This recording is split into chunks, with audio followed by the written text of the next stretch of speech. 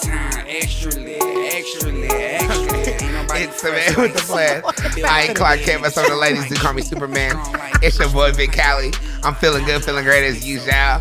My bad, I forgot I had to like do the little clap before, and I just like went in hot with it. I made everyone jump. So yeah, we just gonna go right into like that. Nah, we here for another good episode, man. Feeling good and feeling great as usual. And honestly, this interview's been a long time coming. I've been a fan of this woman's work for a while. You see all her stuff on her Instagram. She always posts like a little short story. She has a book club. She does short film. Writing workshop.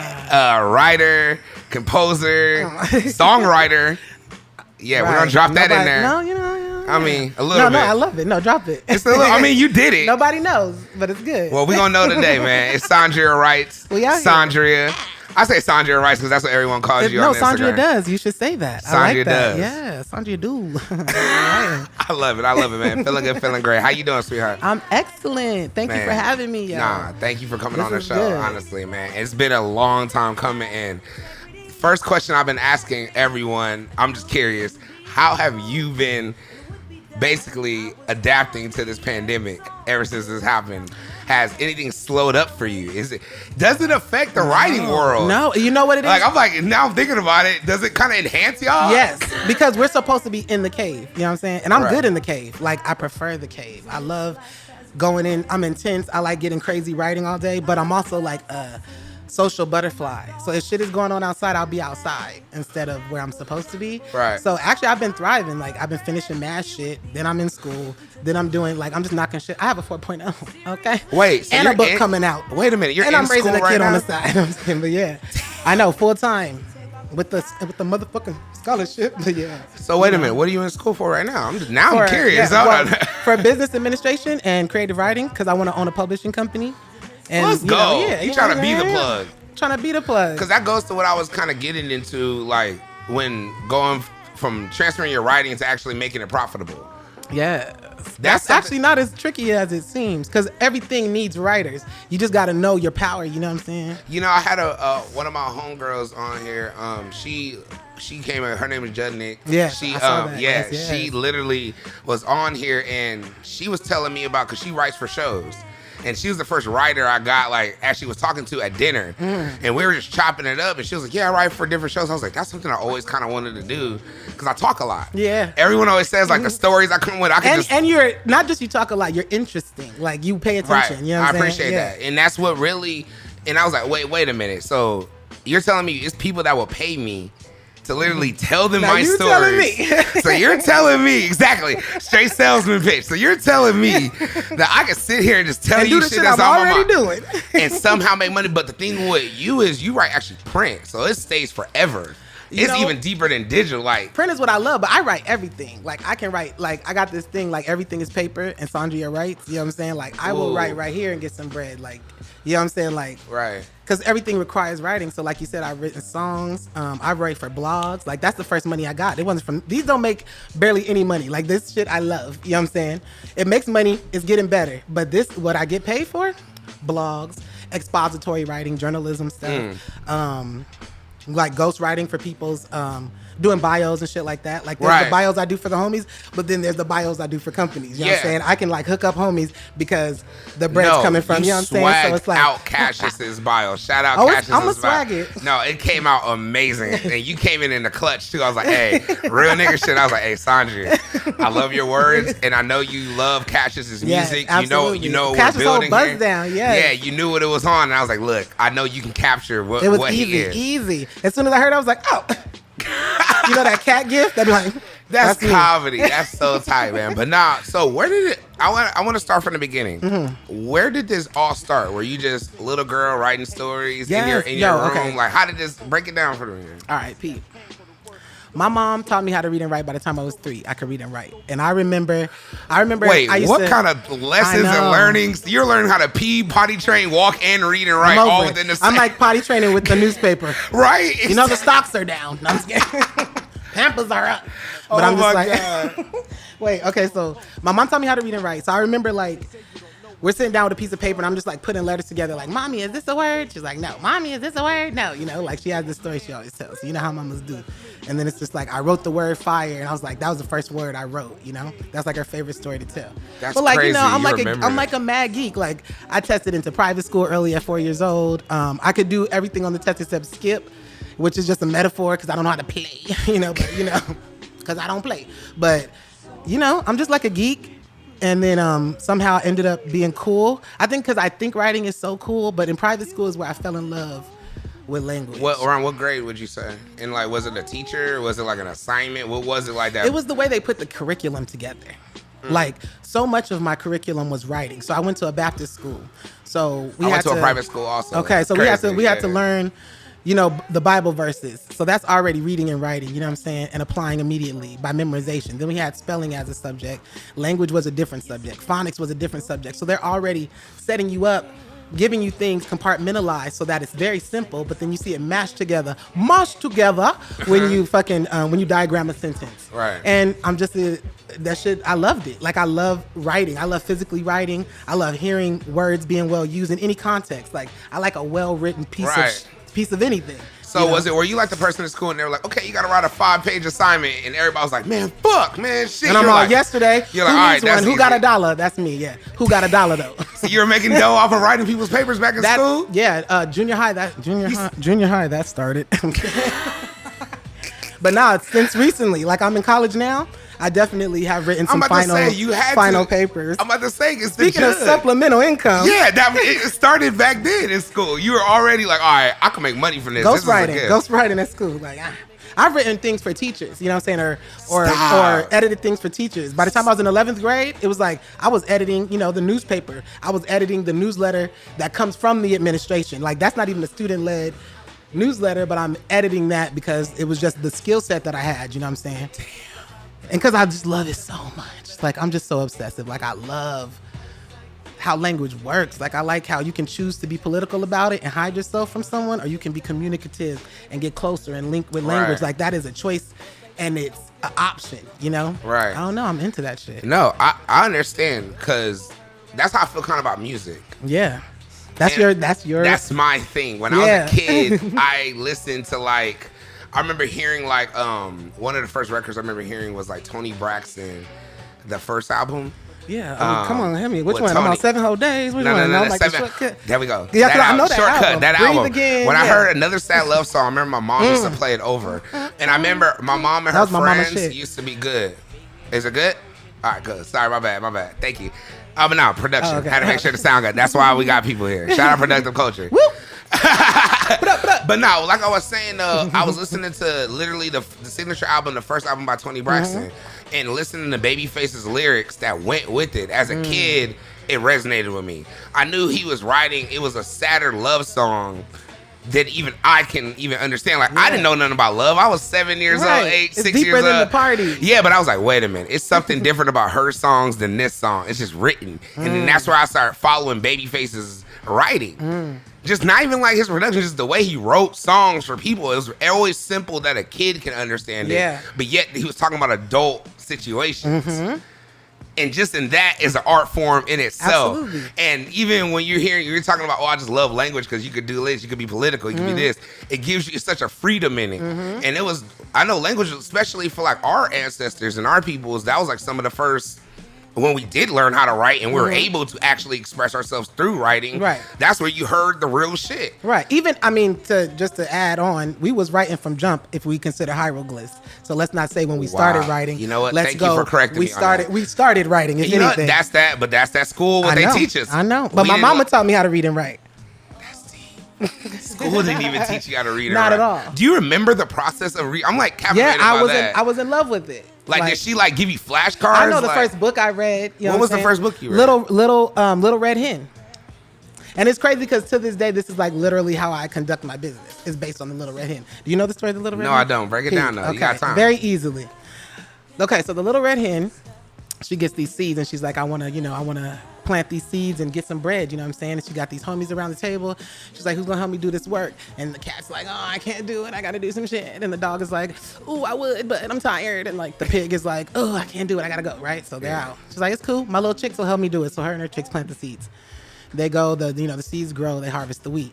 She's like, who's gonna help me harvest the wheat? You know what I'm saying? I need help with this shit. And all the homies is like, I can't help you. I wanna help, but I can't. She's like, it's cool. Me and my chicks got it, don't trip. They came over again. They could play cards, you know what I'm saying? But she's like, who's gonna help me make the yeast and eat this bread? She can't do shit with it. All right, so they bake the bread. The bread comes out, the whole hood can smell it. And, they come through. They in the windows like, red hen, baby girl, the like bread it's is lit. out. Everyone's here, And then, she's like, nah, me and the hens is eating. Y'all could watch, though. But anyway, that was the first book my mom gave me. It was like one of those. Hey, your mom fucking knew. She was like, "Look, you gonna be a boss, okay? And these motherfuckers ain't gonna try to help you. They're gonna be capped. They're gonna be your friends. They're gonna even be your same species, same color as you. Yo niggas at the table. Yo peoples. But then they all gonna niggas. want to eat when you did that. Wow, Yeah. that's powerful. Was your parents like? Were they teachers or something? Like, what did they do? They taught me in the way that parents do. But nah, my dad is like, whew, my dad is a lesson and a blessing. But my dad is wild. He like doesn't do anything, but he is That's the rarest way to put it. He's like he doesn't do anything, but he did make us. You know what I'm saying? Gotcha. And then my mom is just lit. She's like a attorney for workers' comp. So she's not into education the way I am, but she's about her paper. Like she's in the bag. You know what I'm saying? She's like, the business side of she's you. She's the She's business the way. side of me. She's a Capricorn. I'm a Scorpio, so I got a little. Wow. You know what I'm saying? And that's crazy. But I'm a Capricorn rising. And I'm a Capricorn, and my mom's a Scorpio. So that just sees how that Me dynamic. and your mom have the same birthday. That's crazy. Yeah, that's funny when we were talking about that. That's wild. Yes, October 30th, man. So I understand. Wait, when's your birthday? My birthday is December 25th. Oh, okay. I was about to say, if you got my mama's birthday. When's your mom's birthday? Oh, I didn't know your birthday. I'm dumb. You definitely came to the birthday party Right. when I was DJing. January 11th, 111. She's lucky. This little light of mine. Oh, wow. That's crazy. So I want to know, when was your time with you? Remember you writing? I know you wrote for maybe school assignments in school. When were you writing outside of school that you remember where you're like, okay, these are my set of stories that I'm going to start? Like, here's the first story I'm going to start, and I'm going to keep this story going. Because give it a little side story. I had a friend of mine when I was in school. We used to be in computer class, and she used to write a story, and it was like a fake reality show. Here you go. There you go. This is fancy shit here. You're a comedy. Nah, she used to write a story, and then in the story it'll be like it just kept going. So like she'll print it out, she'll write it in computer class, and then she'll print it out, and then we'll all read it, and then we'll all be like, all right, so what's gonna happen? And then y'all continue it, and then she continued it. Ooh, I love she her. gave us like a different copy of it every other week, but she never did nothing with it. I mean, she did that. But I mean, she never it didn't become a book. Like it stopped with the stories just in class. It didn't stop. See, that's a different thing I have. How a writing Capricorn mind? Listen, Capricorn mind. I know you're trying to get to the bag. You didn't do anything, but here we are talking about it. You know what I'm saying? It has an effect on you. Wow. It changed your life. This is real. Like money's not the only bust down. You know, and I think that's my relationship with writing itself. I can make money off of it because I can make anything off of it. Money is simple. I could make happiness off of it. I can make peace off of it. You know what I'm saying? I can make war off of it. I like that. You said like, money was just one of the things you Yeah, money is just one of the things you can make happiness. Happiness, sadness. You know what I'm saying? War, peace. You can make anything with it. I could make anything. Let me not say you, because I'm not that optimistic. I don't know what you can do. But I can make war off of it. I can make happiness off of it. Right. I can make peace. I can be confrontational with it. I can be, be pacification. Yeah, that one. I write. I'm going to say, you know the word more than I would. Trust me. I'll look at Imran real quick for the answer. I don't think I'm lighting this properly. I need assistance. There you go. Okay. Will you light it for me? Here, just take this Okay, one. bam. Trade skis. There you go. Thank you. All right. Cool. Early. Nah, you're fine. But so when you were basically talking about your first story when you were writing, what do you remember what age you were in, or when did you start? Okay, so 2 things I remember. One was the first time I knew you could make money off of writing. I was in 3rd grade, and we had like this assignment where you had to write a poem about your favorite color. And I had this teacher, Miss Njayan, and shout out Miss Njayan. What up, Miss Njayan? That's my G. And she secretly submitted. I wrote a poem. By the way, my color was black. I wrote a poem about the word black, and I don't remember the poem at all. I just remember the last line was like, black is the sole on the bottom of my shoe. Black is who I am. Like some weird, like little kid. What did you watch? Some Glory? You watch? You know what I'm saying? What did you watch? Advise you watch Roots or Glory for the first time. Your mama put you on and you were just hot at school. You were just ready. Revolution. My favorite color is black. Like since when? But yeah, so nah, it had to be February. Okay, so check. So I wrote that story, and then Miss Njayan submitted it secretly, and I didn't win, but I was like 3rd place in this competition with adults, and she brought back the results to like me and my parents, you know, and then I'm like, and she's like, yeah, so you might have potential as a writer, da da da, and I'm like, wait, what do you mean? Like as a job? I'm like, wait, you can write as a job?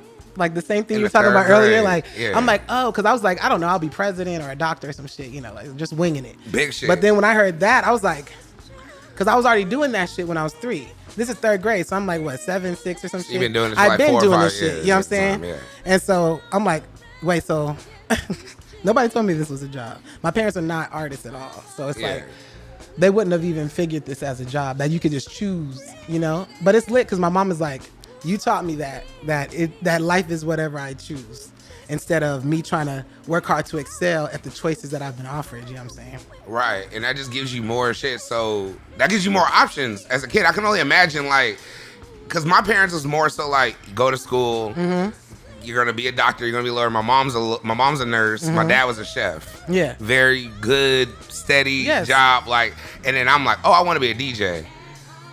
I'm gonna be a DJ. In fact, my homies is getting signed, and I'm about to just be a hype man. We going on tour. Let's not get it twisted. My mother be concerned. You know what I'm saying? There were times when my mom didn't know, but it's like, okay, like Pete, I dropped out of college. I'm back in college, but the first time I went to college after straight out of high school, I dropped out because I had the opportunity to go on the East Coast and start touring with the band and start with Earth, Wind & Fire and start doing their social media content and doing their Facebook page and all that shit. Like, right. So I dropped out of school. And this happened. So you're like what, 19? No. At this time, fresh out of high school. Oh yeah, 20. I was 21. So you're 21, and then Earth, Wind & Fire offer you an opportunity. This is not. This is like a few years after high school. So in between that, yeah. But while I'm in college, so I'm in college already, and then I decide I'm gonna drop out to go do that. And so I dropped out. So how was that conversation? You go to your mom, you're like, look, mom. I already knew what it was gonna be, and you know, the worst, me and my mother are very transparent with each other. Like, you know, we've had talks about anything. Like she gave me my sex education. She taught me how to read and write. You know. We're very open with each other. That's not my relationship with my dad. My dad's strict, you know? So I had like these dualities, which I think are apparent in my personality. Like I'm strict on my business, but I'm wild as fuck, you know? And that's my daddy. But anyways, besides that. So my mom, what was I talking about? You're talking... I love it. I love it. No. You're talking about how you went in your process of going and basically writing and everything. Oh, yes.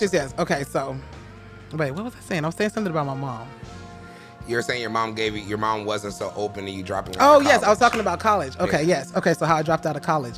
I didn't get the offer. And that's the other thing about writing. You don't get they tell you the options when you're writing, but the thing about writers is we got like this God complex where it's like, these are the options, but also I write myself. So maybe this is the option. So you write your own shit and then you try it and the shit works and then that's a new option, right? Exactly. Okay, so I dropped out of school. I already know what I'm going to do. I already know the plan. I already got the job lined up. She don't know. I already know how she's going to feel. You know what I'm saying? Because I know how she felt with me going to college. She was like, this is the one thing I think that would have changed my life that I didn't do. So I'm proud of you for doing it. You know what I'm saying? But she don't know what it really is. You know what I'm saying? Because she didn't actually do it. So it's like, it's cool. I get it.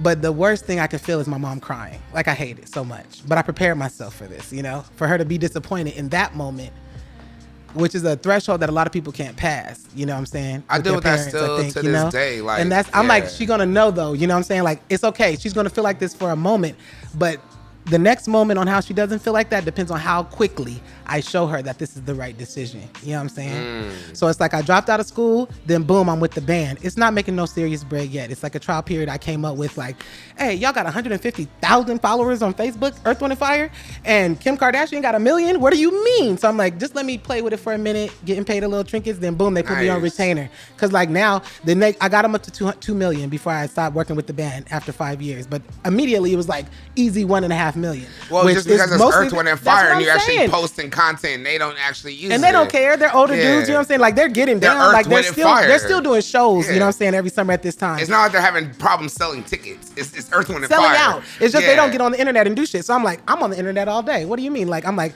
all right, y'all. I'm about to. So I just start like meeting up with them at golf courses. They're going out to eat. I'm like, I'm just gonna pop up real quick, take some pictures. Da da da. They're like, Right. pictures of me eating, pictures of me playing golf. I'm like, I know, just trust me. You know what I'm saying? And then it's like, boom. Now I'm on retainer. Now I'm doing this for 5 years, getting flued out, per diem and shit. You know, we love per diem. So yeah, That's you know, so tight. that was lit. I got a chance to write on the album. That's the what I was Now Then gonna and get to. Forever. Yeah. And So I you wasn't ended even a up writing songwriter. on. But you write because you write. You could write anything, you know. So you were literally just contributing in the studio. You got to that point where you worked over there, were letting you into their lab. Like you were there that much, and you. Were I was there part of all the time. And then we just like, I love them so much. Like I just love black artists, and they're older. They're my elders. You know what I'm saying? Like, so I just think. Was there They like a could humble feel- period? Was there like a period where you're almost like, how are you around such legends and just be able to still maneuver them? Like, okay, well, I'm still here for work. Like In one way, but you know, I got that duality. So in one way, I'm like, I'm not gonna say shit. I'm about to be on watch mode, you know, the first couple of years of the gig.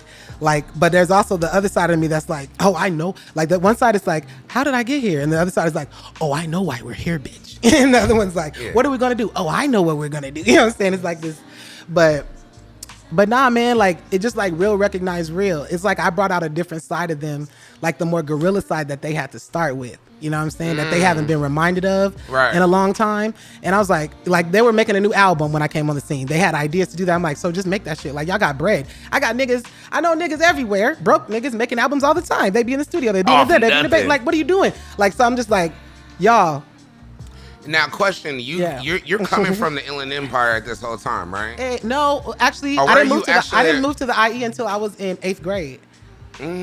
But before that, I lived in the Valley. I lived in Panorama City, 818. But IE is home for me. Like I feel Got like it. I don't feel attached to any other land except the IE. I could just understand though, even you coming, but the reason I say that is like, I notice in our particular hustle, and when it comes to the IE, when we come around artists that maybe quote unquote established or something, they love our hunger. They be like, wait a minute, I could do with just that? That's all you need is this? Like, bro, give me this, I'll show you, man. Right. Because in the IE, where we at, We got nothing. we got nothing. So with just half your budget, we'll make this shit bubble. And just you, when you showed them that, they were like, oh, we're keeping you on retainer. In fact, what else you do? You write too? You do other stuff too? And I can understand, but that's maximizing your opportunities. And just that being said, that's something like, where did that fight come from? Where did that networking or anything come from? Was that learned by your mom and your parents too? Or was that more in school? Because that has to be in with writing too, because you had to network all that shit all together. Like, where did all that come from? Man, that like drive, I think probably is both of my parents. You know what I'm saying? Like they both go in on what they're interested in. It's just about, I happen to be interested in something that is helpful and that isn't hurting me. Like say, like my dad got heavy into drugs, which is lit. It's fine. We have these conversations. Same I here, also no. love drugs. Same. It's fine. You know what I'm saying? So but I'm not tripping. It was the But I'm just 80s, like, man. Our parents was in the 80s. It was in like California. We made it, okay? Right. I'm off. New Jack City. We survived. But yes. But it's lit. Anyways, so yeah, but the way that they obsess over things, and my brother's the same way. The way that we go in on things that we're into, silently. Like I could know ninjutsu right now, and y'all wouldn't even know. Like, and I could be like crazy heavy into it. Yeah. So That's deep. For everyone that wasn't you know what I'm saying? watching it, she just literally did a dark pause and looked dead at the camera. I hope we got that. That was deep. But you know, like I learned that from them though. Like they are like that. They're not artistic. They don't apply that to art. But at the end of the day, my mom can draw, my dad can sing. They just didn't see the idea to apply. Well, it was different pressure times on that. then. That's what I'm saying. Like I have the opportunity to see what their options. They and walk. go, well, what about this? Exactly. Right? My son's gonna be more lit. You know what I'm saying? But that's the same even for what you're saying. When you're saying you're raising a child too. It's Absolutely. like that goes He to raising like me, I'm raising him. But that works with even that. I could probably that's probably why your grind even probably turned up even after the child, even with your own art. I can understand that, man. Honestly, that's a blessing, man. So how did you begin with doing the short stories into publishing, man? Okay. That's what I wanted to get into because you brought the books here. Yes. I see them right here. I listened to the audiobook. Yeah. And we're going to get into that too. But Okay. I want to know, how did you begin? It was like, all right, was this after the Earth, Wind, and Fire gig Actually, writing? my first book was during Earth, Wind, and Fire. And this one was right after, because I started working with Earth, Wind, and Fire 2015, and this book came out 2017. So during Earth, Wind, and Fire, I did a first book. It's not here, but it's called Boxes and Bottles of Booze, and it was just like these fictionalized versions of I these love different that title. incidents. That title I was is like, lit. literally, I wrote that shit in like a week, and I'm sitting, $2 Chuck from Trader Joe's? Yes, I Okay, know so I about got a $2 case of $2 Chuck, which is like 15 bottles of $2 wine for anyone that has not. I love it it's used gonna be to like $2. I love don't it's know gonna how be much- like it's gonna be like 10 people that listen to this be like, hell yeah, I know about that shit. Hell yeah. So I got that Charles Shaw, and I got I was just in the garage smoking bowls, drinking the wine, and wrote this book in like a week or whatever, And that was during Earth, Wind, and Fire, and So, but after Earth, Wind, and Fire, I started getting heavy into this art collective called Snatch Power. I was gonna ask you, what is Snatch Power? Snatch. Okay, what is Snatch Power? I'm glad you Snatch did that. Power I'm glad is you did the shout out. ambiguous. I'm glad you did the shout, because that's all through the audiobook, all through the short films, they yell it. And I was like, oh shit, it's real. Okay. I'm like the person I'm like the Snatch yeller. Like, I'd be like, they're like, are you supposed to shout vagina that loud? Okay. But anyway, yes, from the rooftops. Hello. So Snatch Power is ambiguous. It's like, it's supposed to be like taking power, snatching, not asking for it. I got this quote by Ayn Rand that I love. It's like, the question is not who's gonna let me, it's who's gonna stop me. You know what I'm saying? That's like Snatch that. Power, That's tight. And then it's also about the vagina. Snatch is a euphemism for vagina. So Right. it's like, it's the power of the pussy. Right. Which is the snatching is the power. line, which does if have you're power. doing it right, the power to literally, you know what I'm saying? But anyways. No, you're absolutely correct. I'm just like, you're absolutely correct. There's for show power, and if anyone say they ain't, you're cap, or you ain't met the right one. Or you need some You ain't ready caps. to the right snatch, I guess. If you want to say it like that. It's probably you. It's not the pussy. It's you. But yeah, it's you, dog. It's you. I love Trust it. me. I love But it. yeah, so Snatch Power, it was a burlesque troupe that started in 2014. These two, at the time, Femme started it, Uhuru and Flannery. And I was writing about this. Out of what city though? Oh, Like, Los where- Angeles. Okay. Yes, out of Los Angeles. Because I know, people gonna be like, Yes, okay, yes, I gotta yes. see what this is. Snatch Yeah. Power, Los Angeles is, trust me, it's on the internet. And so they did a burlesque, like this burlesque show, which I never knew what burlesque is. And burlesque is like revealing your clothes. It's all about tantalizing, So it's like stripping, but it's like kind of like more like tease oriented. And it's, for me, it was more femme empowered than trying to please what the audience is doing. It's more like empowering for the person that's doing the burlesque. You know what I'm saying? You know what? I like that. Because you'll think, like, when I see burlesque dancers, girls is dancing, you think the power is, like, in the crowd, like, the person's watching, like, okay, yeah, you're dancing. No, they for don't me. even know how to. They're discombobulated. No, They have no power. it's too deep. Right, it's too That- deep. They're like, No, What a real is dancer, happening? I can come clean. Hey, if you go to a real show, I'm talking Yeah, about to a real dancer, especially, and even when I first went to Magic City, one of the first times I ever went to Magic City, Yes. and I saw real like exotic dancing, and I hate to compare burlesque to exotic dancing, but for the I think same it's a fair comparison. fair comparison. Yeah. For what I'm saying is, I saw it and I was like, wait, this is like art. These women is up here standing on top of each other, making a bicycle, going No, that up and shit's down, crazy. Like, doing like some Circus Soleil, Atlanta? crazy. Exotic dancers, this is what I aspire to be.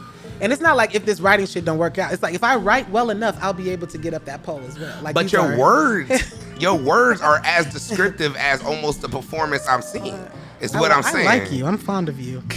Cheers to that. You get me? You dig me? And that's what I was getting at. Like, I understand what you mean by what you're saying. You're taking the power and doing that, because you can hear it throughout. It's very like pro. I don't want to say pro female, because that's like Maybe very, pussy. Pro pussy. Does Pro that feel, pussy. it's illiterate. So Yes. it's like pro pussy. Does that feel good? You said it. It feels good. Say it again. Nah, but that's when you Yeah. but you can hear it throughout the writing, and then that's why when you go, it's more so like erotic short stories. Yeah. But it's a sci-fi aspect to it. Okay, so you listen to this.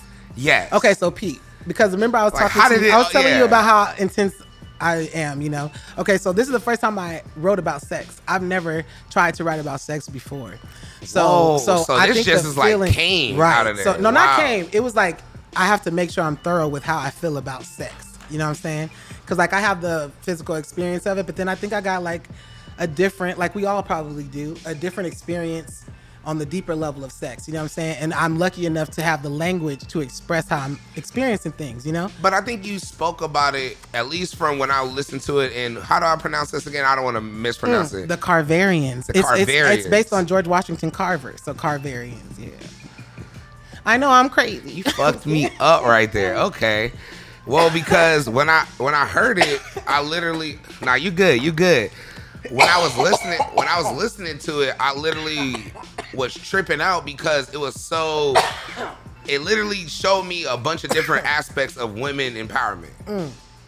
From the time of her being like a woman like naive, seeing something different that she didn't understand, that didn't quite get it, but then whatever flowed through her, that freedom flowed through her through the meditation, and then it like burst to her going back to whatever her dude or whoever it is, and then just her expressing because. The fact not to give it all up, because I want people to listen to it. No, this is weird because the fact that because everybody interprets.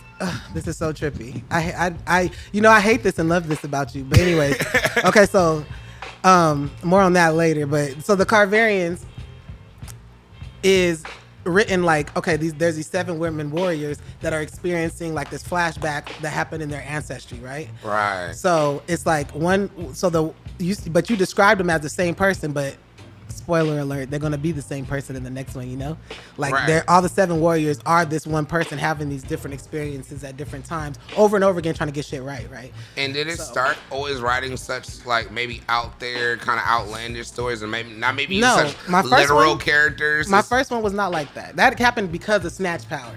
Like if you ever look at, I don't know if you got a chance to look at any of our stuff, but like Snatch Power is visually shocking, especially for to see on black bodies. Like we got into a lot of trouble around Los Angeles, banned, kicked out of shit, not for doing anything differently, but just for being black and doing it. You know, like it's hard to see, especially me doing burlesque. Like it was something about a big black body.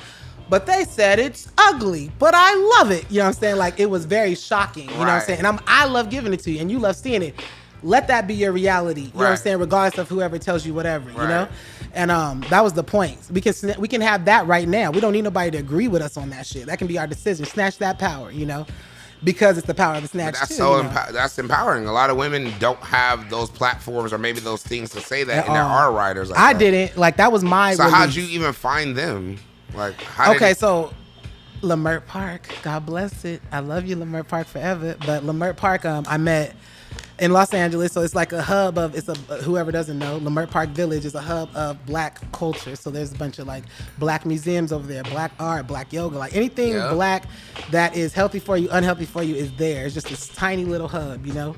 And I met them through a rap artist and show thrower named Verbs. We all know about Verbs. Verbs is the homie. Verbs. So I'm very close to Kyle, you know what I'm saying, to Verbs. And I met Uhuru, who's the founder of Snatch Power, through Kyle.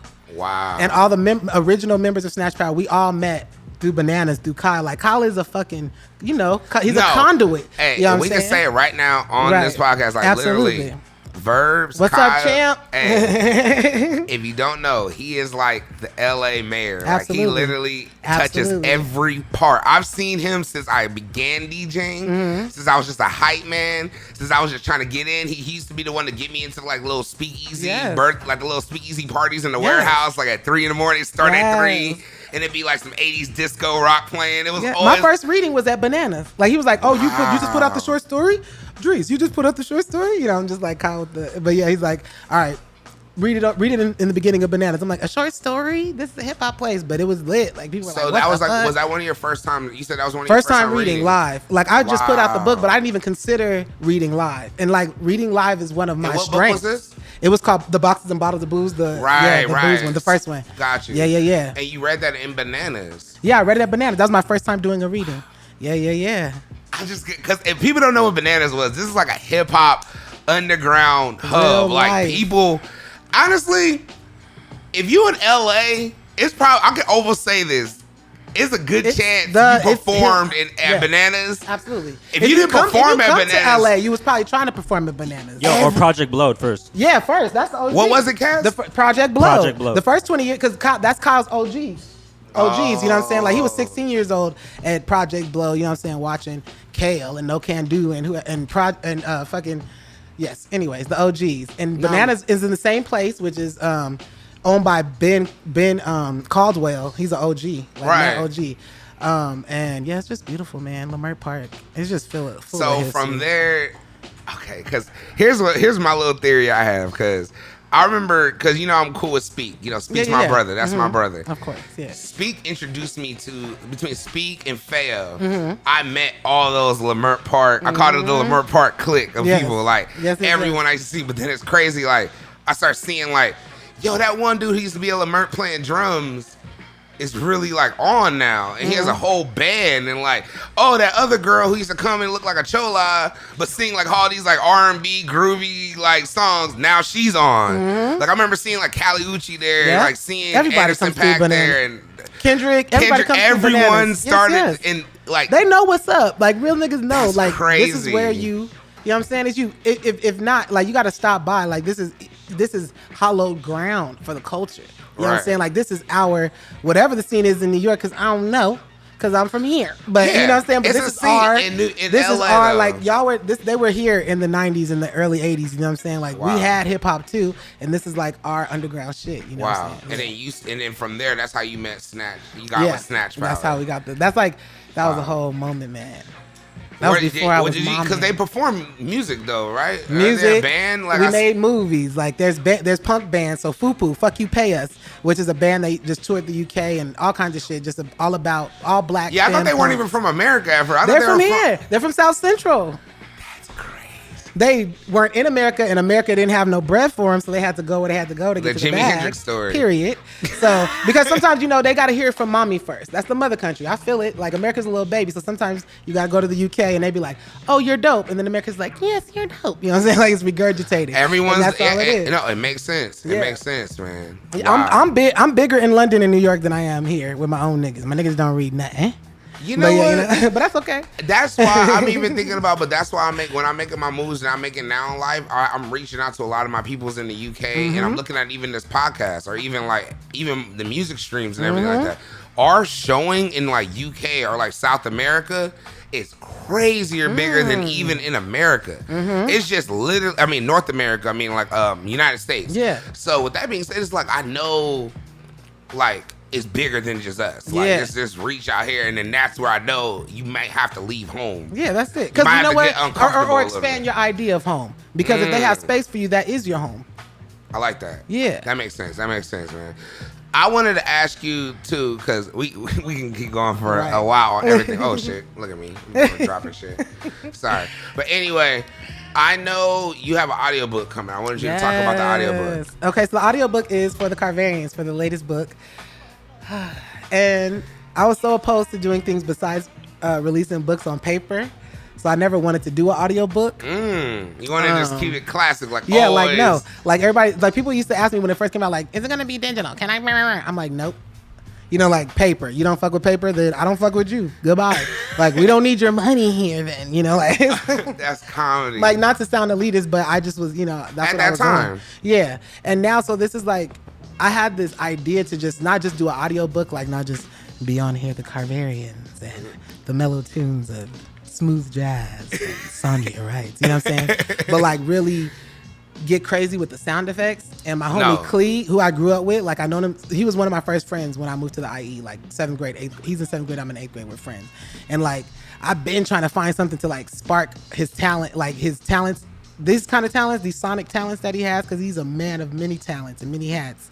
But he's been going crazy, like just adding sound effects and he made all the beats for it. And I'm like, I tell him one thing and then he comes up with like all these options. And I'm just like, oh, this is how I can do something besides paper. Because I'm like, this is as live as it gets as far as what I'm doing. Right. Like, and I don't see the point in now I'm reading it to you in...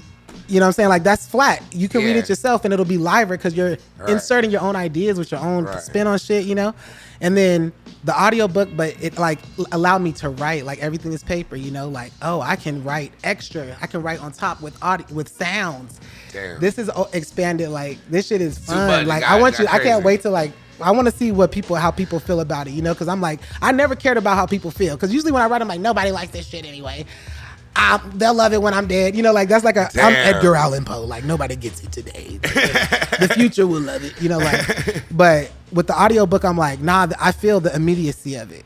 Like, and I think that it's helped me be more sensitive to my friends that are performance artists that have hangups that I'll be like, nigga, stop tripping. You know what I'm saying? Like, who cares? Maybe they won't like that shit till you dead. So what? Like, you're a link in the chain. Calm down. But putting my voice into it somehow, and maybe you know why, but putting my actual voice on it somehow has made it more personal. So I'm concerned. Like, I'm like, how does this feel when you hear this? You know what it is? I'm going to be real with you. It's just like when I first started Argoon Radio. When we first did it, it was visual, kind of, but we had like one camera set up. I couldn't afford it. We just kind of recorded it, and we were doing it, whatever, just getting it off the ground. And it was still fire. I was interested immediately. I was like, what? Say what? I appreciate it. Thank you. But it wasn't until like I started investing in more cameras, more production, more lights, have an audio guy, have a sound guy. It became real. Like, it's different when you look at your shit and you can watch it. You're like, oh, shit. Like, yes, it's the same podcast, but it's different when you can like see it and watch it, and it becomes entertainment. Just like with music, like you can make a song in the studio and hear it, and it's dope in the studio. But then when you make a video for it or you perform it, it's a whole. You're like, oh, this is the song. Like, wait, it was the shit in its own context. Then I put it in this context. Oh, that's a test that it's the shit anywhere it goes. Exactly. So I would say even with books now, I think that's where it's going because. You want it to hit you on so many levels. Exactly. I was gonna say I was reading audio. I was listening to Iceberg Slim's book Pimp. It's in my Kindle right now. Go on. I was listening to it this past week before I was working. As I work from home, I was listening to it, and I was like, you know what? I'm gonna listen to it because everyone's always talked about it. They're like, Big C, you'll fuck with this book, and I was like, all right, cool, here you go. I was like, you'll love this book. It'll be great. You know, this is shit you always be talking about. And I'm like, I ain't no pimp. I don't really know. I don't want to hear no pimp stories and blah blah blah. I know pimp homies. I know real pimps. I don't need to read a book about pimps. Listening to it. Because pimp is like the upper echelon of operating on the planet. Like, believing in how much manipulative power you have is like the bar of humanity. And as a Capricorn, and as someone who's a salesman, and someone who loves the art of even language, just talking, just the art of language and talking, and then maybe regurgitating information and stories that's happening and then put it in a literature form. That's crazy to me. Like, being able to do that. So I literally was listening to it, and he was adding sound effects. When he was driving, you could hear cars passing by, and I was like, I was in the Cadillac with him while he's talking to the girls and learning all these crazy ass stories and scenarios. But it was different. So even when I was listening to your book, you're adding like real ass soundscapes and rain and thunder, and then like even when it got to the more erotic scenes of the sounding, the music maybe dampened it so it wasn't so like raunchy, I guess, for lack of better terms. Where like where I feel like I'm listening to like maybe because your words are very descriptive. You say what you say. You know what it is. So when you're listening to it with the music and the sound effects behind it, it's like, oh, this is like more than just art. Go ahead, Shawty. That's you. So this is more than just a book. This is a whole movement. So now I'm like, oh, well, I want to watch this like an episode. It's like Netflix. So now you got the people that don't even like.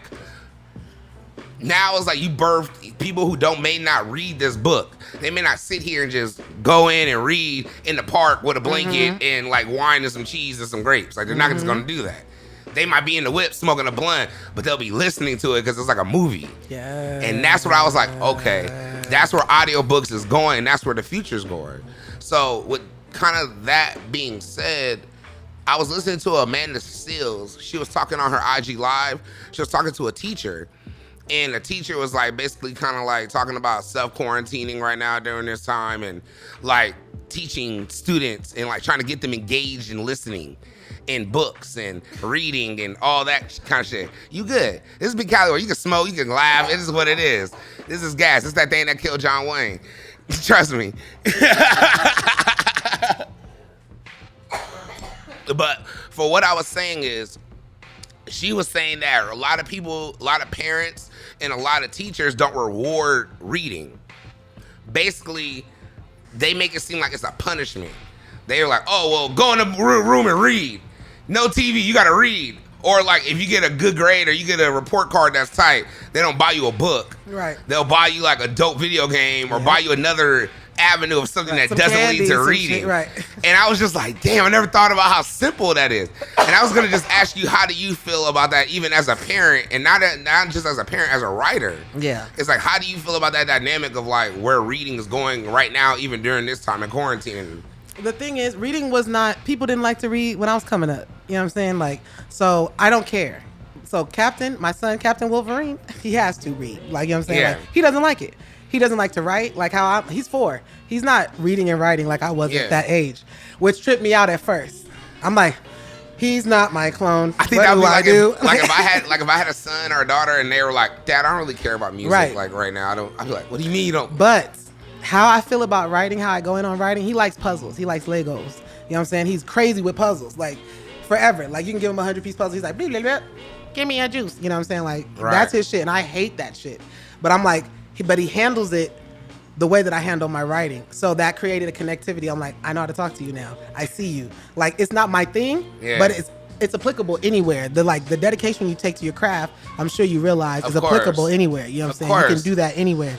The application is never ending, even to the next generation. You know what I'm saying? So that's probably something about even like not to cut you off. Sorry, but like my father, like my dad, he was a chef. Right. I know when you said that, I didn't know that. So I was like, I wasn't gonna say nothing, but I was like, this nigga here. You know what I'm saying? Nah, so like my dad, like he was an artist with chefing, like a culinary artist. Yeah. Like I understood culinary arts. I understand. That's why even like he would cook big meals for us that was like extravagant. Like I was eating tri-tip pot roast. I was eating pot roast and prime rib every day. I was eating like filet mignon and lobster as a kid, but I didn't realize how good it was. I thought everyone ate like that. You thought this is? I was smothered in it, so I didn't realize the art. I didn't realize the art in it until I got older. Amazing. So with that being said, I get what you're saying when you're like, yeah, maybe he didn't understand, but he applied it to something else. I understood music. That was something my dad would listen to, music in the kitchen. That was like the second little something that I attached. Like he would always listen to jazz, always listen to like Miles Davis, always listen to John Coltrane, always in the kitchen while he's cooking.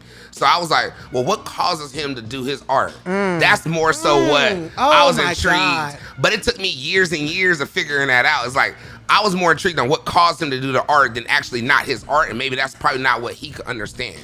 So even with the dynamic, I could see with you as a writer, maybe getting your son or something to understand it. I could see how that could kind of be messed up. You dig me? Like that's. Imagine you're a parent, because this is. I'm trying not to be emotional. The full moon is coming. I get really emotional. No, you're good. You're good. I'm like, but imagine. Oh my God, that just touched me so much. It's real. No, so I'm just being honest. You're a parent and this is your work. Like this is your craft, and like this is a side thing that you do, but that keeps you going on your shit. Yeah. And like your kid is watching you, and they don't want to be your duplicate. They don't want to be your clone, but like what they are feeding off of and what finds what gets their most interest is the thing that keeps you going. Yeah. You know, I just want to be your tambourine. I just want to be your background music. Exactly. I just want to keep your energy going, which is like the job of your child, which is like your job as a descendant of your ancestors. That's it. Like, I just want. Like how more beautifully could that have been displayed just now than the description you just did? You're like, Dad, I ain't trying to cook. I just want to be the background music that keeps you cooking. You know what I'm saying? But like, I think even down to like, and now you're cooking. Exactly, I cook. Get it ready for the next generation to be some background music. And I could still cook because I was still watching him. I still learned everything from but I was more intrigued with the music. I was more intrigued with how my dad could deal with a horrible day and everything be messed up, and then he'll come in the kitchen and still be able to make a feast for his family with a smile on his face. It had to be the music. It might have been the music, might have been the liquor, it might have been the weed, it might have been the conversation of all three, and then he did it because now I'm grown. I get it. But I didn't understand this until I was older. I didn't. So I can, and just to even hear you when you're saying like, oh, well, my son really didn't do it, he's into that. I'm like, oh, well, yeah, I can understand, because if I had an artist like my mom in nursing, like I didn't even care about my health until 3 years ago. I knew all the health shit. Now it's like I'm a walking WebMD. Right. Like I'll tell you, oh, you're probably this, you're probably this, you're probably this, whatever. So I could say I probably adapted both my parents' artistries. It just took a while for me to realize what it was because it was always in there. And I can say it's probably the same for even, you're in your situation. Yeah, man. Wow, man. That's dope, man. You tripping me out. No, but I hear in your art Like if you listen to your books, it's very descriptive. It's very like outlandish, out there. It's not like what I don't even want to say quote unquote normal because what is normal, right? But it's not the normal story you're gonna just hear. It's like this is a Sondria story. I know what is a Sondria. So say it again. So what is it? So what is how? So that stamp, that seal. How'd you develop that? How'd you develop the Sondria? Boom. Easy. I don't want to say sound, but I guess style. I know what you're talking about. The Sondrism. I'm just kidding. It's not a word. So I have 3 like artists that I love so much. And it's Toni Morrison, Octavia Butler, and Jay-Z. And wait, whoa! I need you to break this down right here. It's coming. No, I'm just kidding. That's dope. Right now or like right now? Because they said Toni Morrison, Octavia Butler, and Jay-Z. Wow. So why Toni Morrison? Okay, so Toni Morrison is like big for being mad descriptive and personifying, the elements in nature, like making the moon a woman, whatever. You know what I'm saying? And being highly criticized. That's her only criticism. People are like, why is she using all these words? And it's like, so but none of them. It's not a real critique. It's just you can't read because none of them are wasted. You just can't. You haven't understood it yet. You know what I'm saying? I like that. But people write, and talk, and it's not, it's wasted. But it's like you're not assessing this situation correctly. You're trying to apply somebody else's problem to this situation. You need to read again. And so I like that about Toni Morrison, that regardless of that, that's been her bust down from forever. Octavia Butler is sci-fi, like the only black lady sci-fi, and it's only like 5 black sci-fi writers. What she wrote, if you don't mind me asking, so I can know. Yes. Oh, I didn't ask you about Toni Morrison too. I was so intrigued. Sorry. Yes. What she wrote. Okay. Morrison? Beloved. Have you ever heard of Beloved? Like with the Oprah Winfrey, Danny Glover movie. That was the craziest movie That ever. is Toni Morrison. Is the book better than the movie? The book is better than the movie, and that's her worst book in my opinion. Not worst. Let's not say worst, but that's my least favorite book. And that's the one that got a movie. Yes. Well, yes. Does she have any other movies? No other movies. Wow, that's how rare she is. Right. So her whatever book was made into a movie, and then her and real she's on fun. all the Oprah book clubs. Like Oprah, that's her favorite artist. Like Oprah put Toni on. Is that how you got you started knowing about Toni Morrison? Was from through Beloved, and it's not even my favorite book, but I read it. I got it from a friend in junior high. Like I was coming off of a Terry McMillan high. Like I was all into Terry McMillan. Shout out Terry McMillan. We were talking about that earlier. Right. My mama used to read all them Terry McMillan books. How Stella Got a Groove. And be mad at my daddy for like an hour. She'll read some shit, come downstairs pissed for no reason. We'll be like, oh, you reading that book again? We just knew it was coming in hot. We knew. She started drinking some cognac, reading the book. Was a culture. Like people were talking about Waiting to Exhale on. No, I remember watching it with my mom in the platform. movie theater, and my mom was covering my eyes every one of the little sex scenes. I remember watching it. I feel like that was one of my first memories of black sex. Like sex scenes used to freak me out. I used to be like, what? But for some reason, the Waiting to Exhale, I was like, this is now I'm ready. No, I watched it as an adult. I watched it as an adult maybe like 2 years ago randomly. And yeah, I was like, okay, this is a great movie. Like it's good. And Babyface, his of course, the typical me, what brings it back to the Babyface. Babyface executive produced the soundtrack for me. So that's really how I knew. I love that soundtrack too. And side note, just because it's just what it is, my mom and my dad were going through like a separation time at that time. And my dad left right around like 95. Okay. Yeah. 94, 95. Okay. Literally, the movie came out. My mom cut her hair and bought a convertible. Did she set it on fire? She did. Okay. She bought a convertible and cut her hair right as I remember. She picked me up from kindergarten. Yo, only real ones know what that means. Period. If you watch the movie, you know. Let's just say my daddy did have to pick up a whole new wardrobe when he came home. I'll just be real with you. He came home. He had exactly. But that's how I was raised around. So maybe that's why I was because I've only been around powerful women in my life. Lucky that's all I was raised. Like my sisters, I was raised around women my whole life. So that's why. It shows. I appreciate that. Oh, my mom does. She likes that. But that's what I'm saying. Reading your books, the more feminine empowerment, I love that movement, and I appreciate what you're doing. Yeah. And that's why I wanted you to come out here and even talk about that and do that. And then speak with that, what advice would you give to the next writer out here? Like the next woman, the next man, the next someone out here who's like, okay, you know what? I do come up with all these stories. I do have all these things. Yeah. But you can't make no money from this. This is just a dream. This is just something to do. Like, how is it possible? Tell me, like, what is your advice to you? Like, what should you do in your eyes? If you are a writer, you should be very familiar with revision. You're going to revise more than you write. And revision is revision is when you take something that's already written and you change it, you perfect it, you keep working on it until it's exactly what you need it to be. And I think my advice would be, you should apply that to your life. You don't know that the tinkering.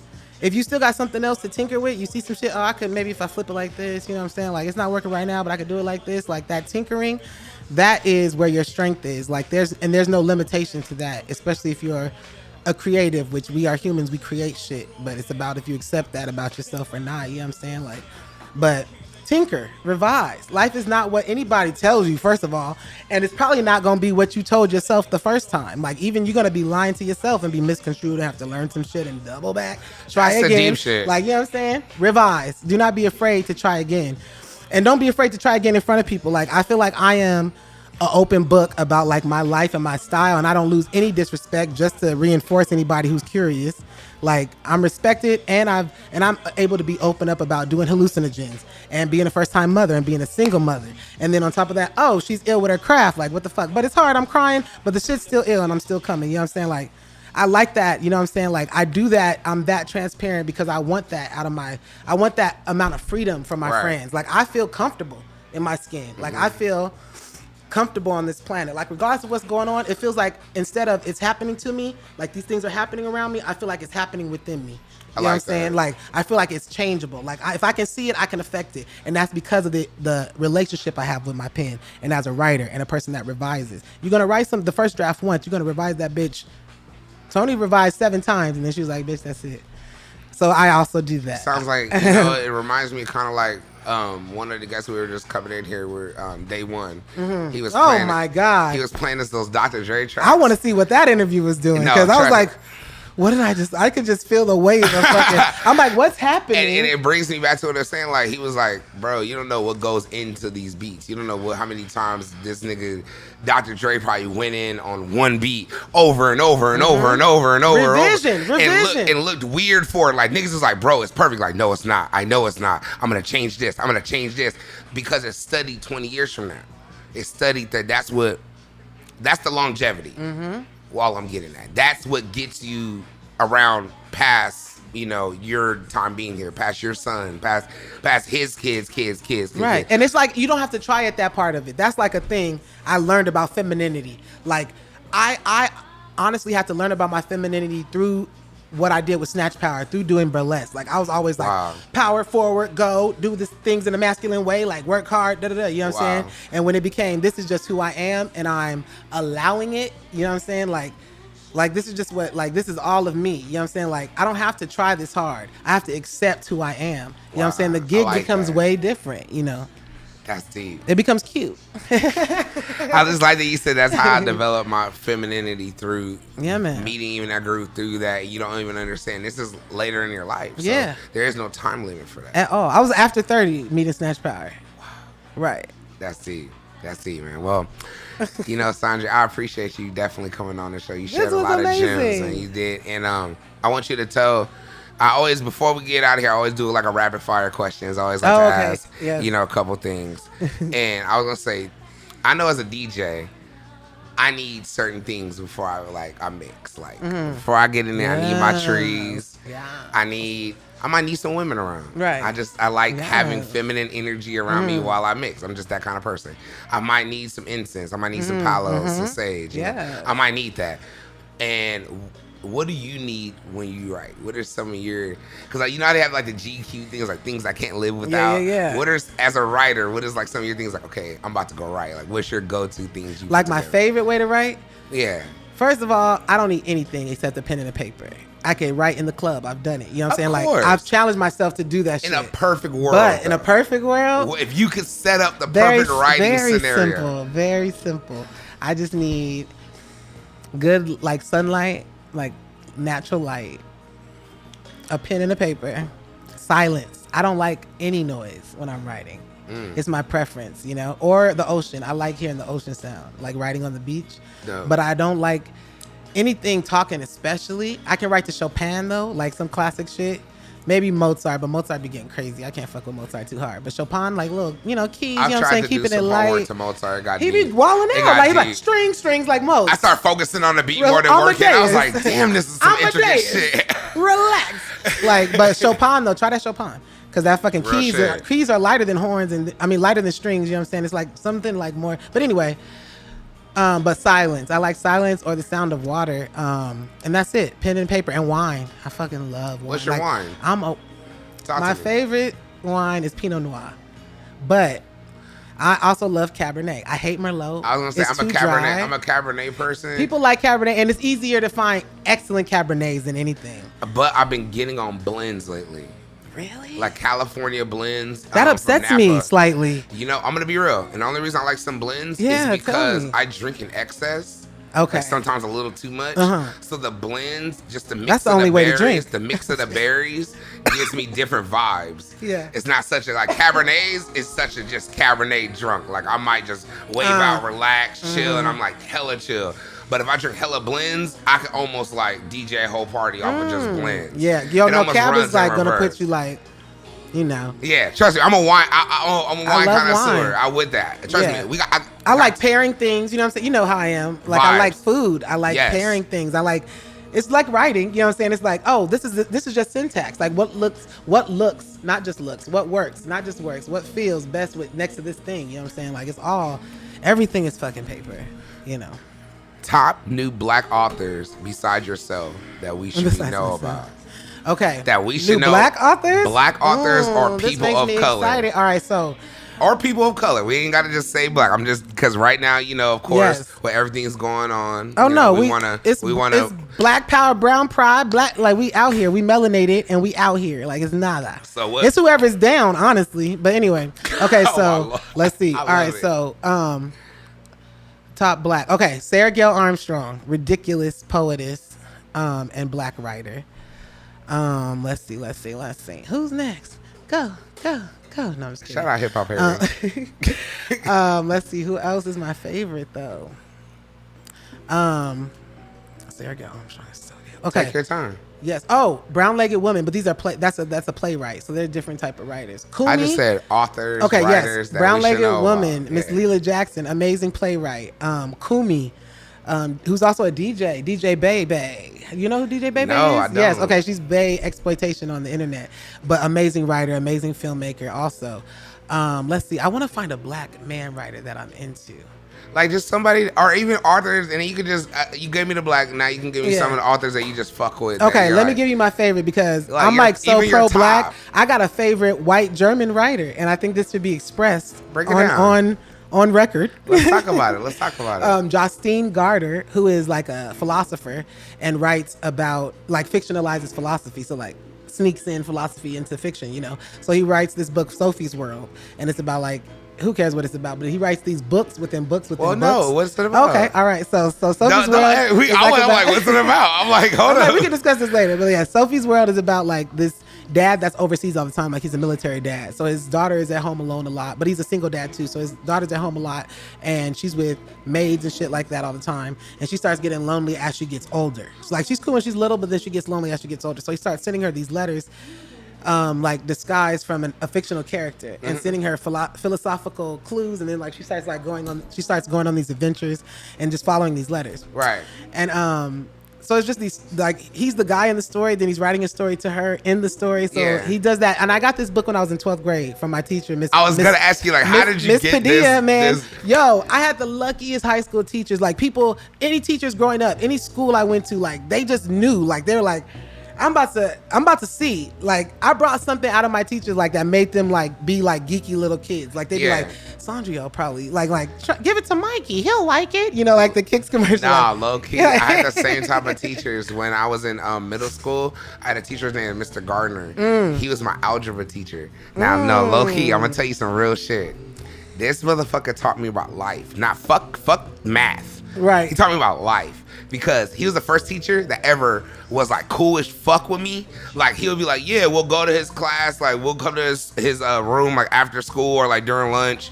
He'll let us in there, and he used to play dominoes because he'll say, we're gonna teach you 5 timetables. Yeah. But we'll be playing dominoes. And he taught us dominoes. That's why I'm good as shit at dominoes now. What? Shout out Let's Reem, play. I will beat you anytime. You know what it is. Chanel also, you can catch the fate. Chanel is good at dominoes. Yeah, but I beat her the last 2 times. Let the Okay, record so show. we need the domino. We're having that More happen. on that later. Yeah, but anyway, but what I was saying is he failed me. Like, failed me because I wasn't learning algebra. I was on some, like, man, you my homie. Like, I ain't got to do the homework. Like, on some little It kid be your shit. own ones. Bro, this motherfucker failed me. And then when he failed me, I was like, hey, man, like, I have to show this to my mom. Like, you know my mom. And he was like, well, you didn't do the work. You didn't do it. Like, I That's could your be your mama. friend. I could be your friend all day. But whatever. And I was like, damn. And then after that, I was like, Mr. Gardner, you Mr. said. Gardner. Yes. And this is 8th grade. He Mr. was- Gardner doing that water work. So, excuse me, this is 7th grade and 8th grade. I had him both years. And literally, I had him pre-algebra and algebra. I ended up passing his class. Yeah. And he was one of the first ones that taught me about black colleges. And he was the reason I went to Clark Atlanta University. Bruh, bruh. Because of Shout him. out to Clark. Because he was the one, he was an alpha. He taught me all about fraternities. Clearly he was alpha. You didn't have to tell me that. He was like, hey, he even was like breaking it down to me, like all that. So it's crazy you telling me about your teachers. I was like, dang. Like, we Like, don't. lucky, how lucky are you? Yeah, like- out of every teacher in the school, you know what I'm saying? Yeah, he literally knew we were different. And he wouldn't give up. Like, he was just like, look, I'm going to fail you, but I'm going to also teach you if you Right. really learn. So we see some Like, I time. could teach for real with you. I don't got to front. Like, I don't got to be like, standardized tests. Like, I could really do some shit. So I'm going to fail you. He taught me how to literally not give a fuck about work because I could pass the work. It was like literally once I learned it, he taught me it was just literally regurgitating the information. So he was like, bro, like just really try. You're smart. You can learn anything. He said, you be learning how to talk on the schoolyard. You learn how to bag on people. You Yeah. learn how to put together mixed CDs. This is what I was doing at that time Hey. too. Crazy. Mixed CDs for people. I used to make mixed CDs for girls and shit like that. Like all little love playlists and This shit. sounds exactly in line with your character. I'm It's not crazy. surprised. It's crazy, but then that's what he was on. He was like, but you're not making nothing from it. You're just going to be another person in Moreno Valley.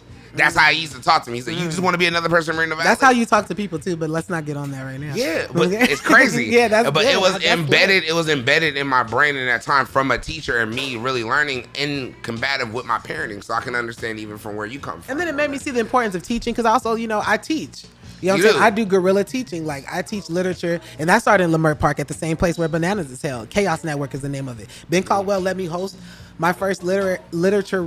It's lit. It was like a literature night where we Yeah. drink wine and just read books. You know what I'm saying? Like, because it's like, I'm geeked out about this shit, and I'm geeked out about it not because of the stuff we were given in school. Like, all the black writers I'm into, it was all about shit I learned outside of school. But I was like, but wait, I can be the space where that shit gets learned. Do you you remember know? Higher Learning? That movie, Higher Absolutely. Learning? What you mean? All right, you remember that scene with Ice Cube where he was like, hey man, you need to read a book or something. Mm-hmm. And he was like, I do read a book. He was like, nah, nigga, that's what they want you to read. He said, you need to read shit like on your own. He said, That's it. pick up a book on your own. And I remember Mm-hmm. hearing that as a kid. I was like, dang, that does sound good. And then didn't do it. But then I started realizing it was like, I was like, all right, I used to make excuses for reading. I was like, I don't really like it because it's not really shit I'm into. Mm-hmm. But it wasn't until my pastor, very rare, my pastor wrote a book about his testimony of how he found God.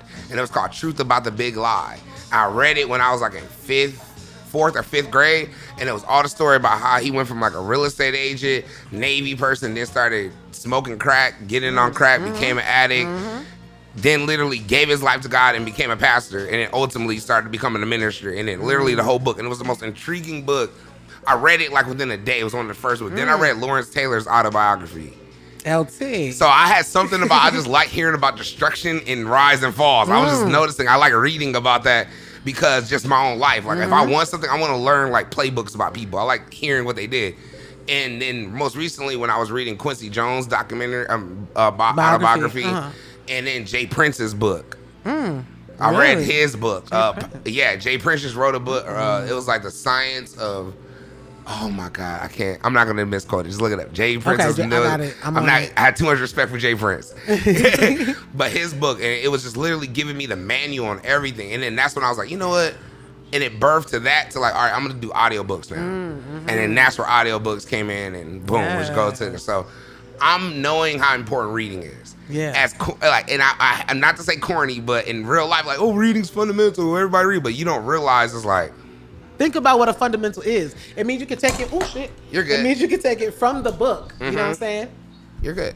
And apply it anywhere. You know what I'm saying? Mm-hmm. Like you can take it from the book and put it into, like if you can read something and you can do it over and over, read it over and over again and come to more understanding, that leads you to not giving up when you try something. Right. You know what I'm saying? Like, oh, reading it twice helped me understand more about it. So if I fail the first quote unquote fail, you know what I'm saying? The first time, try again. You'll get something else out of it that'll lead you to the next fucking chapter. You know what I'm saying? And not to even get extreme on it, but hey, it was at one point our peoples was literally getting killed for knowing how to read. Listen. Like, oh, nigga, you know how to read? And they'll really pop you. Listen, Like, really, my grandfather could not read. My grandfather could not read. My father's father could not read. Rest in peace, James Casey. Like, he memorized spaces by landmarks. He could not read. So when I was young, my father was also adamant about not just knowing things by landmarks. Read the street names. Read the street names. You can read the street names. You know, like, so it's real. Toni Morrison's father couldn't read. You know, grandfather couldn't read. So that was like why literature couldn't write. Like, you're not allowed to read and write. Why do you think that is? Why do you think that is? Because of the power. That's when you find out you can do this shit with anything. Yeah. You know what I'm saying? And that is the type of shit. I don't personally see it as crumbling structures. I see it as building stronger structures. But you know, it depends on who you ask. You know what I'm saying? But, I get you. But motherfuckers' ideas of things change when they realize the power in the pen. Like, and I always tell like people, don't try to over technique yourself while you're writing, because most of the time when you speak, like you can write well because you speak well. You just have to dictate exactly the way you speak. Like, people get caught up on where does the comma go? That's and I'm the hard don't do part. that right now. I can't do not do that right now. My teachers used to love my writing, but my punctuation. Fuck that punctuation. It's just about, like, it's literally, okay, I paused right here. You could play back a transcript and go, a comma, write a key. A comma means a pause. A period means a long pause. A colon means I'm being just stylistic with the pause. Like, it's very easy. You know what I'm saying? Like, if you write it as a key, and it's like bop, bop, bop, and then you go, do that shit later. Write down exactly the way you heard yourself say it, and then just input the fucking little... Yeah. But anyways, it's that... Sondria, nah. Speak your shit, because literally I'm like, so dang, simple. that makes sense. But it also makes me, like, I like teaching reading, because I'm like, you do not have to read the shit. Like, people think they don't like reading just because they haven't read shit they're interested in. And that's just not the spectrum of books. It's like, you like reading, trust me, because you're doing it all the time in real life. You like to read, you just haven't found the book that interests you. And there's so many options besides what you and I did not learn to read from school. You know what I mean? Right. So I don't have the, whatever that limitation is. I don't know, I can't imagine it, but I find literature everywhere. My literature did not come from one space, from this school and this library and these places where the same person is the boss and they make the decisions. You know what I'm saying? That just wasn't my experience with literature. And I'm just like, hey, y'all, when you're going to find some shit you like. And if you don't find no shit you like, Toni Morrison would say, write that shit yourself. You know what I'm saying? That makes so much sense, man. We just gonna end it right there, man. That was the gem right there. If you don't find something you like, then write it your goddamn self. Goodbye. Wow. I love that, man. You know what? I wanted to talk about, too, before we get out of here, book club. Woo, the Black Book Club. Yes. Yes. How can people get a part of this? Because I'm sure people like... If you go to my Instagram, it's in my link tree. You know what I'm saying? The Black Book Club. But hit me up, you know? Like, it's a private invite, but... right now we're reading Octavia Butler. We're reading in short stories, because a lot of the people in the club, I just listen to what the club needs, because I'm gonna read anyway. Like, the point of the club is, what can I do to help, you know? Yeah. And so, most people, we're doing short stories, but it's a whole collection of short stories, but it's Octavia Butler, so we're like taking it piece by piece. But get on my Instagram, get on my Facebook, everything is Sondria Writes, and it'll be, you can find the links to the book club. So Sondria Writes. And we meet on Zoom for protective, purposes. I love you said that. Yeah. So Sondria Writes, and then where can we get the audiobook? Because by the time this come out, this is for sure gonna be out. SondriaWrites.bandcamp.com. Let's go. And spell it out for the people, because we got people that are gonna be like, Sondria. Sondria. It's phonetic. S as in Sam. O. N as in Nancy. D as in dog. R. I. A as in apple. Sondria Writes, like with a pen. W-R-I. T as in Tom. E. S as in Sam. That was perfect. That was great. That's how my mom spells things. No, literally, niggas don't know after that. Y'all just don't. How about this? Subscribe to my podcast, but damn, fuck your stupid shit. I'm just gonna say it. Fuck it. She broke it down with a song, a rhythm. Gas. And they don't know after that. Like what? Oh shit! All right, man, but nah, I appreciate you for coming on the show. Honestly, man. Thank you. And this was crazy. I can't believe I talked for this long. Nah, it was a vibe. And you know what though? I realized I love your writing. I always love your writing, and I love even talking with you in general. Like I always seen your shows. You always, you always show me so much love. Yes. You always, every time I DJ, you always came out, and I always appreciate it. So I was like, and that was before I even knew you were a writer. I just knew it was like, oh, she always comes. That's the homie. Like, then I was like, wait a minute, everyone knows her as some amazing writer. Right. Then I started reading, and I was like, on the low, on the high. Exactly. But you know what? I appreciate you, and you can do a lot. You're doing a lot for the community, and you're a staple out here in the Inland Empire. And I hope people definitely hear you out. I should say Inland Empire, excuse me, Southern California, the world, because we out here, because it's a vibe. All right, but for this podcast go to BigCaliWorld.com, subscribe, please subscribe. Sponsors, hit me up. You know this is. Oh, so sorry. Before we even get to that, but whenever this comes out, this week it was recorded when R.P. Chadwick Boseman. Yeah. Before I, absolutely, I'm just gonna say it on every episode. So definitely that fucked me up. And thank you, like, yeah, man. That hold on, man. I low-key been crying all day. I was like, what? But though, I love the fact his story. But it's not like sad. He went fucking dumb. He went dumb out. He went hard in the fucking paint on the way out. He dropped nothing but bangers. Not even on the way out, on the way in. The whole time. I never know him to be in like a little movie. Ever. I don't know any small films about Chadwick. Everything was big, blockbuster Christmas release. Now let me do this real quick. Yeah, real fast. And he was always tied down to earth. Everyone loved him, and he's an angel. So definitely R.I.P. Chadwick Boseman. And yeah, definitely I had to get that in. Thank you for reminding me on that. Appreciate that, Elena. For all your recording needs in LA, Inland Empire, come to Element Recording Studio. Shout out Cast One. If you need beats, if you need anything, hit him up right now. Period. Let's go. He was the one DJing this whole time. He DJs on every one of the Big Cali World episodes. We do it at Element Recording Studios, and it's a vibe, man. Oh, shout out Nomad also. Shout out Nomad. Shout out Imran. Yeah, Nomad clothing. Hey, y'all be selling out quick as shit too. So y'all better stop playing with these niggas like they just don't. Where can you get this stuff? It's the Nomad. Y'all out here doing more shit? Go get in the mic, bro. It's good. Yeah. TheNomadMovement.com. Shouts out Big C. Thank you. Yeah, TheNomadMovement.com. Yeah, it's a vibe. And yeah, man, it's a good, man. Feeling good, feeling great as usual. It's the man with the plan. I ain't Clark Kent, but some ladies do call me Superman. It's your boy Big Cali, Sondria. I appreciate you so much. Thank you. Thank you for coming on the show. Let's go. It's a vibe. Big Cali World. Let's go. Big Cali World all the time. Extra lit, extra lit, extra lit. Big Cali World all the time. Extra lit, extra lit, extra lit. Big Cali World all the time. Extra lit, extra lit, extra lit. Big Cali World all the time. Extra lit, extra lit, extra lit. Ain't nobody fresh like C. Built like bear, nigga strong like tree. Strong like Kush, too hype like E. Entourage stick so thick like she. First class bitch, you know all 3 seats. Got the pass like free, talking free like cheap. You gon' cheat, hoodie bigger than whatever you gon' be. We gon' stack like cheese, that's 100 some G, nigga. Big Cali World all the time, extra lit, extra lit, extra lit. Big Cali World all the time, extra lit, extra lit, extra lit. Big Cali World all the time, extra lit, extra lit, extra lit. Big Cali World all the time, extra lit, extra lit.